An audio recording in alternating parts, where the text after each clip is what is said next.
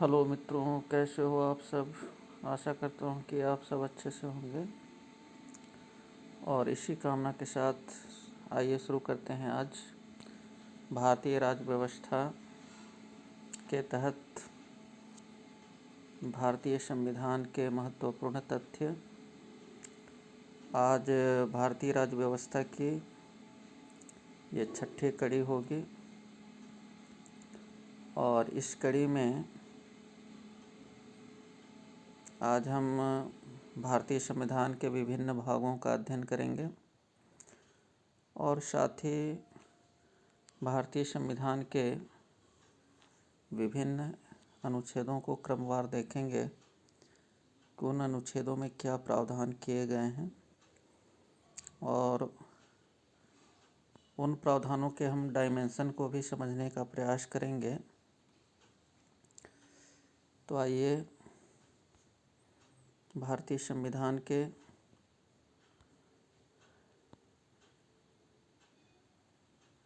प्रमुख भागों पर एक नज़र डालते हैं।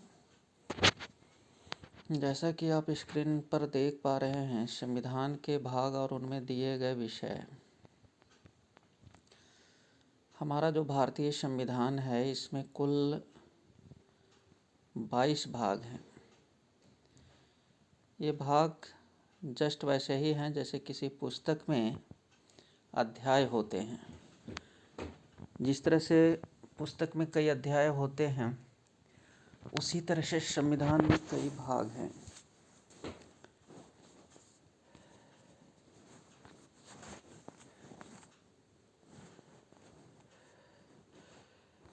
तो पूरे जो भारतीय संविधान है वो 22 भागों में विभाजित है, मतलब कि इसके 22 अध्याय हैं।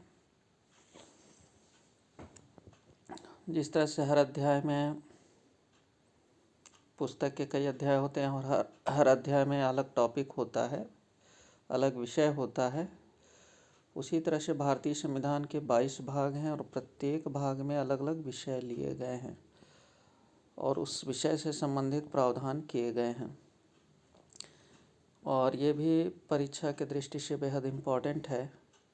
परीक्षा में पूछे जाते हैं कि ये भाग जो है वो किस विषय से संबंधित है।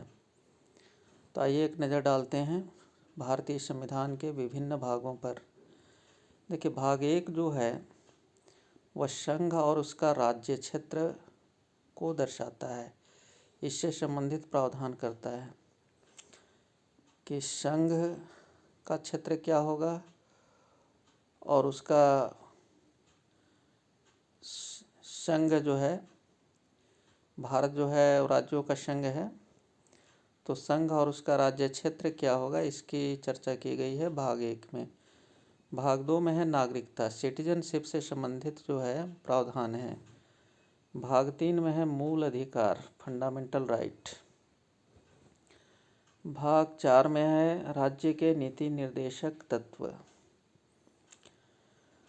भाग 4 का जो 1976 में जोड़ा गया था भारतीय संविधान संशोधन अधिनियम के द्वारा, तो 4 का में मूल कर्तव्य है। इसे 42वें संविधान संशोधन अधिनियम 1976 के द्वारा जोड़ा गया, जैसे कि हम पहले ही बता चुके थे।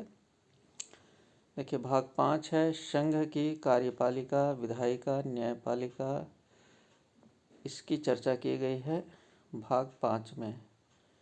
और भाग 6 में राज्य की कार्यपालिका, विधायिका और न्यायपालिका की चर्चा की गई है। भाग 7 जो है पहली अनुसूची के भाग का के राज्य, इसे 7वां संशोधन अधिनियम, संविधान संशोधन अधिनियम 1956 के द्वारा निकाल दिया गया। देखिए, भाग 7 में जो है वो पहली अनुसूची के भाग का के राज्यों का प्रावधान था और इसको 1956 में जो है हटा दिया गया है। भाग 8 जो है वो संघ राज्य क्षेत्र, संघ का कहाँ तक क्षेत्र होगा, ये भौगोलिक क्षेत्र, इसकी चर्चा की गई है। भाग 9 में पंचायत, इसे 73वां संविधान संशोधन अधिनियम 1992 के द्वारा जोड़ा गया है। पंचायत से संबंधित विषय भाग 9 में है।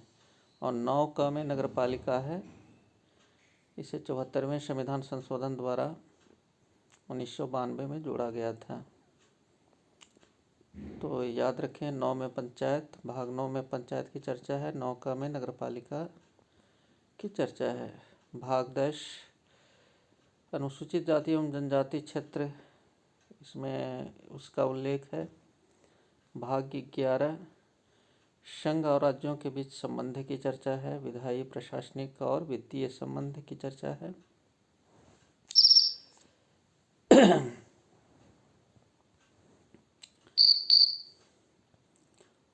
इसके बाद भाग 12 जो है वो वित्त, संपत्ति, संविदाएं और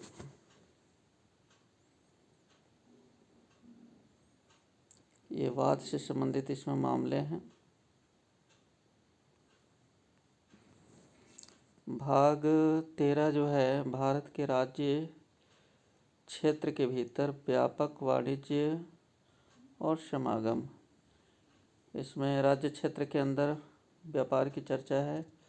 भाग 14 में संघ व राज्यों के अधीन सेवाओं के बारे में, सर्विसेज के बारे में है। 14 जो है इसमें प्रशासनिक अधिकरण जो है 42वें संशोधन अधिनियम द्वारा 1976 के द्वारा शामिल किया गया है। इसमें प्रशासनिक अधिकरणों की चर्चा है। भाग जो 15 है उसमें निर्वाचन, इलेक्शन से संबंधित जो है प्रावधानों की चर्चा है। भाग 16 जो है कुछ वर्गों के संबंध में विशेष उपबंध करता है, जैसे पिछड़े वर्ग, अनुसूचित जाति, अनुसूचित जनजाति, एंग्लो इंडियन, ये सब जो समुदाय हैं इनके लिए विशेष उपबंध जो है वो भाग 16 में है। भाग 17 जो है वो राजभाषा से संबंधित है। संघ की क्या राजभाषा होगी और प्रादेशिक क्या भाषाएं होंगी। भाग जो 18 है वो आपात उपबंध, मतलब इमरजेंसी की चर्चा करता है कि देश में इमरजेंसी कब लगाया जा सकता है। इसके अंतर्गत अनुच्छेद 352, 356 और 360 है। भाग जो 19 है प्रकीर्ण से संबंधित है। भाग जो 20 है वो संविधान संशोधन, संविधान के प्रावधानों में जो है वो कैसे संशोधन किया जा सकता है, उसकी क्या प्रक्रिया होगी अमेंडमेंट की, ये चर्चा भाग 20 में है। और भाग 21 जो है वह अस्थायी संक्रमणकालीन और विशेष उपबंध करती है।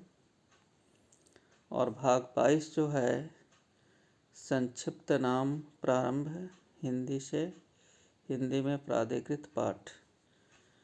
देखिए भाग 22 जो है इसमें एब्रिविएशंस दिए हुए हैं और इसमें हिंदी में प्राधिकृत पाठ इसका दिया हुआ है, हिंदी ट्रांसलेशन दिया हुआ है ना, शब्दावली दी हुई है। तो इस तरह से हम पाते हैं कि हमारे भारतीय संविधान में कुल 22 भाग हैं और हर भाग में अलग अलग विषयों की चर्चा की गई है, अलग अलग टॉपिक्स की चर्चा की गई है। जिस तरह से किसी भी पुस्तक में कई अध्याय होते हैं, उसी तरह से हमारे भारतीय संविधान में भी, भारतीय संविधान एक पुस्तक है और इस पुस्तक में कई अध्याय हैं। अध्यायों, जिस तरह से हम चैप्टर कहते हैं, अध्याय कहते हैं पुस्तक में, उसी तरह से भारतीय संविधान में ये जो भाग हैं चैप्टर के सदृश हैं, अध्याय के सदृश हैं। अब हम लोग प्रत्येक भाग की बारी बारी से चर्चा करेंगे कि उसमें कौन सा प्रावधान है और कहाँ से कहाँ तक के अनुच्छेद उसमें लिए गए हैं। तो आइए देखते हैं।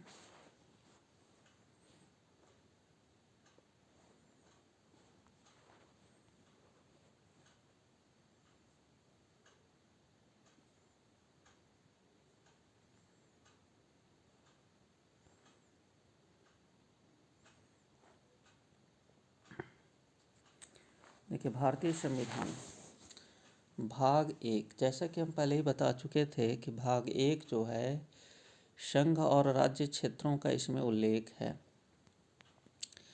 देखिए, भाग 1 में अनुच्छेद 1 से 4 तक के प्रावधान आते हैं।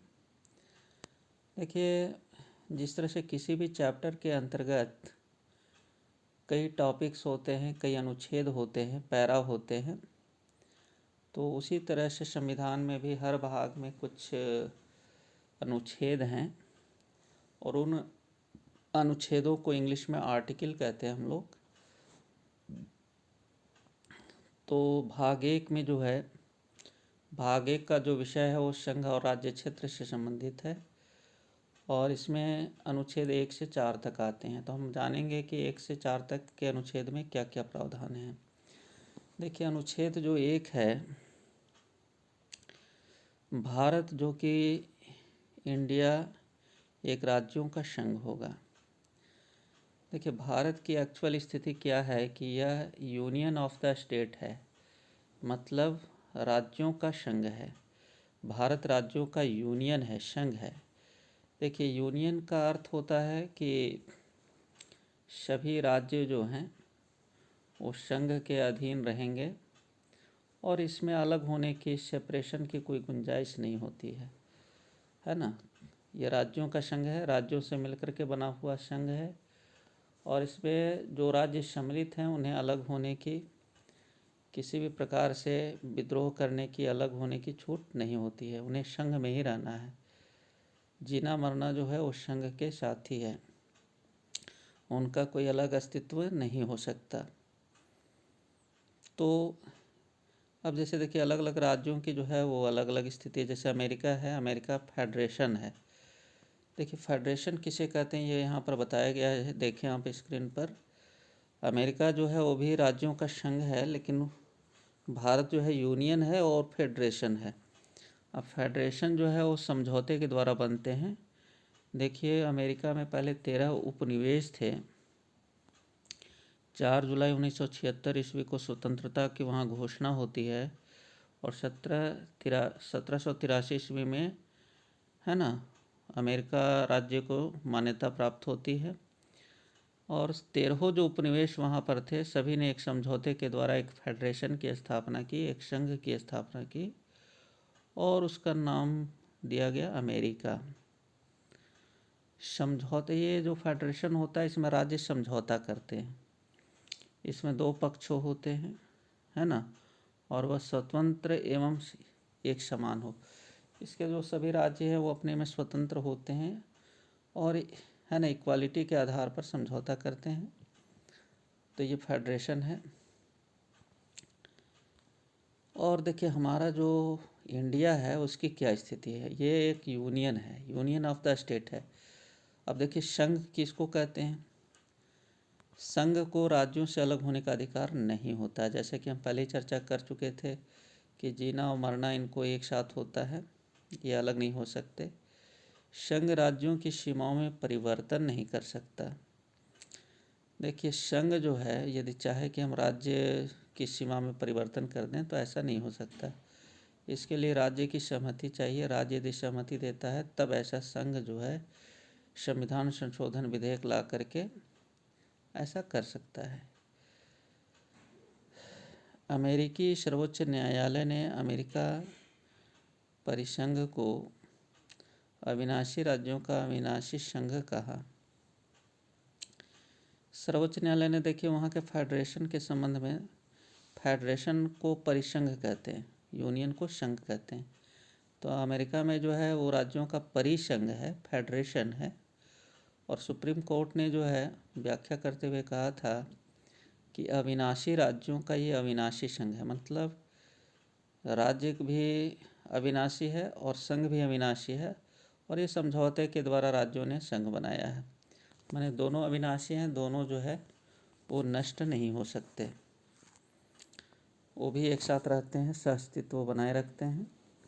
हालांकि ये अलग चीज़ है कि उनको अपनी स्वतंत्रता होती है वहाँ के राज्यों को, और वे इक्वालिटी के आधार पर एक समझौते के तहत बना हुआ राज्य है।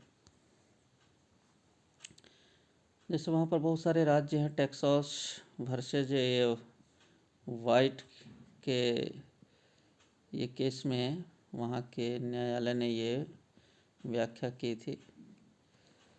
चलिए, भारत का जो राज्य क्षेत्र है, देखिए राज्य केंद्र शासित अर्जित। देखिए यहाँ पर भारत में कौन कौन से राज्य सम्मिलित हैं ये बताया गया है कि यहाँ पर जब देश आज़ाद हुआ तो कुछ राज्य थे ब्रिटिशकालीन राज्य, कुछ केंद्र शासित राज्य थे जहाँ पर डायरेक्ट संघ का शासन था, और कुछ अर्जित थे जिसको युद्ध के द्वारा, समझौते के द्वारा अर्जित किया गया था। अब अर्जित में देखिए 3 तरह के राज्य थे। समझौते के द्वारा, जैसे जम्मू एंड कश्मीर, सिक्किम, ये सब समझौते के द्वारा जो है ये भारत में इनका विलय हुआ था। जम्मू एंड कश्मीर के जो तत्कालीन राजा थे श्री हरि सिंह, उन्होंने विलय पर हस्ताक्षर कर दिया तो समझौते के तहत इंडिया में आ गए। सिक्किम के जो राजा थे उन्होंने भी जो है समझौता कर लिया और इंडिया में अपने राज्य को, देश को शामिल कर लिया। अब देखिए युद्ध, हैदराबाद को सरदार वल्लभ भाई पटेल ने पुलिस एक्शन के द्वारा मिला लिया। गोवा को भी 1961 में पुलिस एक्शन के द्वारा मिला लिया गया। तो ये युद्ध के द्वारा हैदराबाद और गोवा इंडिया में शामिल कर लिए गए।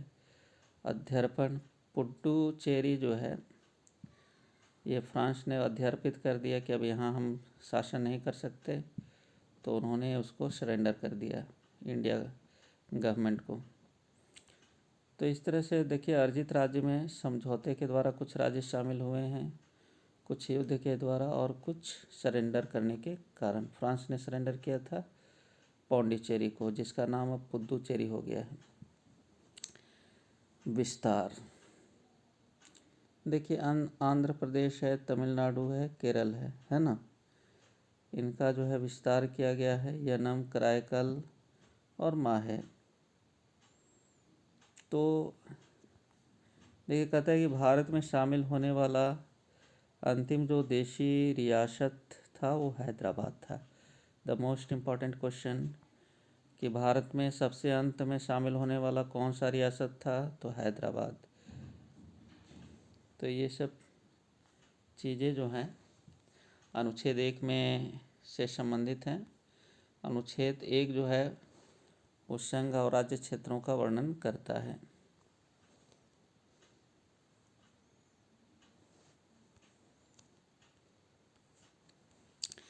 देखिए जो अनुच्छेद 2 है वो नए राज्यों का प्रवेश और स्थापना का प्रावधान करता है कि इंडिया में नए राज्यों का प्रवेश कैसे होगा और नए राज्यों की स्थापना कैसे होगी, इसके संबंध में अनुच्छेद 2 बताता है। किसी भी राज्य को भारतीय संघ में शामिल करना है या किसी भी राज्य की स्थापना की जानी है भारतीय संघ में, तो ये अनुच्छेद 2 उसका प्रावधान बताता है। अब अनुच्छेद 3 है कि नए राज्यों का निर्माण कैसे होगा, नए राज्यों के क्षेत्र को बढ़ाना और घटाना कैसे होगा, नए राज्यों के क्षेत्र की सीमा में, नाम में परिवर्तन कैसे होगा, ये सारे जो है अनुच्छेद 3 में डिस्कस किए गए हैं इसके प्रावधान। देखिए सिक्किम का शासक जो था वो चोग्याल, अंतिम शामिल राज्य। देखिए सिक्किम की क्या स्थिति थी, सिक्किम जो है एक आज़ाद देश की तरह था, है ना। वहाँ के शासक जो थे, वहाँ राजतंत्र था, चोग्याल वहाँ के शासक थे। 35वां संविधान संशोधन 1974 में ये देखिए सिक्किम को संयुक्त एसोसिएटेड स्टेट के रूप में इंडिया में शामिल किया गया था, है ना। वहाँ के शासक ने सहमति दे दी थी, तो 35वें संविधान संशोधन द्वारा उसको एसोसिएटेड स्टेट के रूप में जो है इंडिया में शामिल कर लिया गया था। पुनः 36वां संशोधन लाया गया 1975 में और इसे पूर्ण राज्य का दर्जा दे करके भारत में, है ना, शामिल कर लिया गया। शामिल तो कर लिया गया था 1974 में ही, इसको पूर्ण राज्य का दर्जा दिया गया 1975 में। The most important question, Sikkim को किस संशोधन द्वारा जो है भारत में शामिल किया गया, 36वें संशोधन द्वारा। कब किया गया, 1975 में।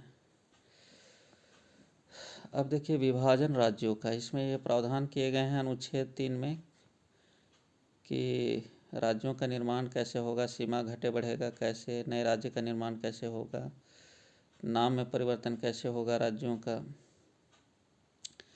देखिए जनता की मांग पर भाषाई आधार पर जो है विभाजन किया गया। दक्षिण भारत में जो है मराठी भाषी क्षेत्र को अलग कर दिया गया, जिसको हम आज महाराष्ट्र कहते हैं। तेलुगु भाषी क्षेत्र को अलग कर दिया गया है ना, जिसको कि हम तेलुगु जो है आंध्र प्रदेश हो गया, कन्नड़ जो है कर्नाटका हो गया। तो भाषा के आधार पर राज्यों का विभाजन किया गया। देखिए उस समय मद्रास में पोडू श्री रामल्लू जो है वो आमरण अनशन पर बैठ गए थे कि भाषा के आधार पर आप विभाजन करो। भाषा के आधार पर पहला नया राज्य जो है आंध्र प्रदेश बना था 1953 में, अक्टूबर में बना था ये। तो ये भी बहुत इम्पोर्टेंट क्वेश्चन है कि भाषाई आधार पर बना पहला राज्य कौन था। आंध्र प्रदेश कब बना था? 1953 में। देखिए इसके जो अध्यक्ष थे, भाषाई आधार पर राज्यों के पुनर्गठन के लिए फजल अली आयोग 1953 में बना था। इसके अध्यक्ष फजल अली थे और इसके मेंबर थे हृदयनाथ कुंजरू, के.एम. पणिकर। नए राज्यों का पुनर्गठन करते समय क्या क्या ध्यान देने की बात होती है कि देश सुरक्षित रहे, देश की सुरक्षा का ख्याल रखा जाता है, प्रशासनिक योजना का ख्याल रखा जाता है कि क्या प्रशासनिक योजना सुगमता से लागू हो, वित्तीय योजना आसानी से बनाई जा सके, पंचवर्षीय योजना लागू करने में आसानी हो, पूर्ण क्षमता के साथ लागू किया जा सके। ये सब को ध्यान में रख करके राज्यों का रिकंस्ट्रक्शन किया गया था, पुनर्गठन किया गया था। अब देखिए 7वां संशोधन अधिनियम 1956 में आता है और राज्य पुनर्गठन अधिनियम जो है संशोधन के बाद 14 राज्य और 6 केंद्र शासित प्रदेश उस समय बनाए गए थे। तो 7वां संशोधन अधिनियम जो है 1956 में आया और इसमें राज्य पुनर्गठन अधिनियम के द्वारा जो है 14 राज्य और 6 केंद्र शासित प्रदेश बनाए गए थे।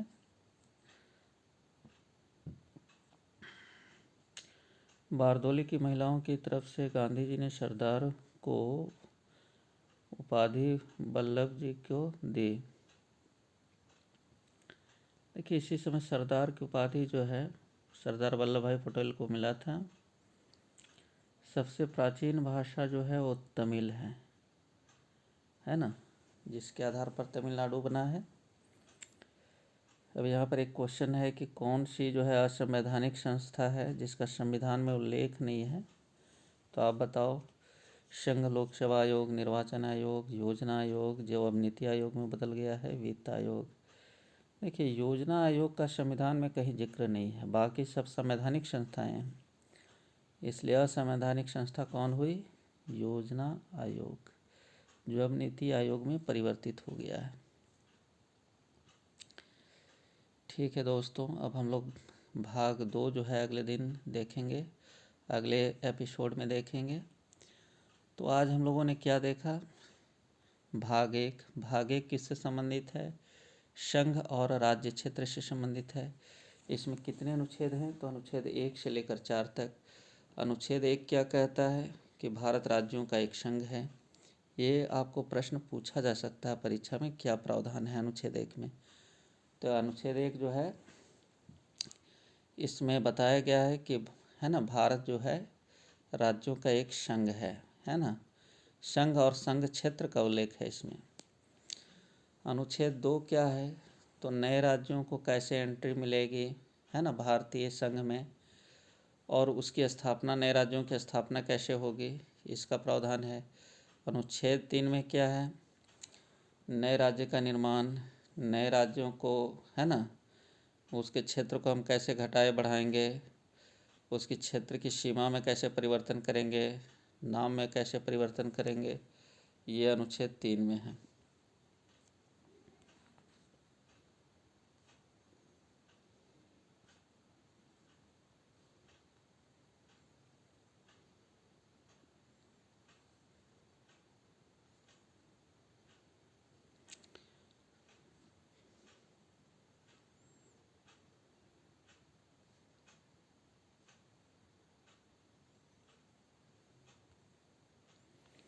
चलिए तो मिलते हैं अगले दिन नेक्स्ट एपिसोड में, और उसमें हम लोग ये नागरिकता भाग 2 नागरिकता से संबंधित इसमें उपबंध हैं जो अनुच्छेद 5 से 11 तक है, ये हम लोग देखेंगे। और एग्जामिनेशन पॉइंट ऑफ व्यू से जो है हर भाग बेहद इम्पॉर्टेंट हैं, लेकिन शुरुआती भाग थोड़े ज़्यादा ही इम्पॉर्टेंट हैं, इसलिए आप इसको पेशेंसली अच्छे से देखेंगे। यदि आपको हमारा वीडियो अच्छा लगता हो तो आप इसे लाइक करें, शेयर करें, सब्सक्राइब करें। इसी रिक्वेस्ट के साथ आज का हम ये एपिसोड समाप्त करते हैं। सभी को बहुत बहुत धन्यवाद।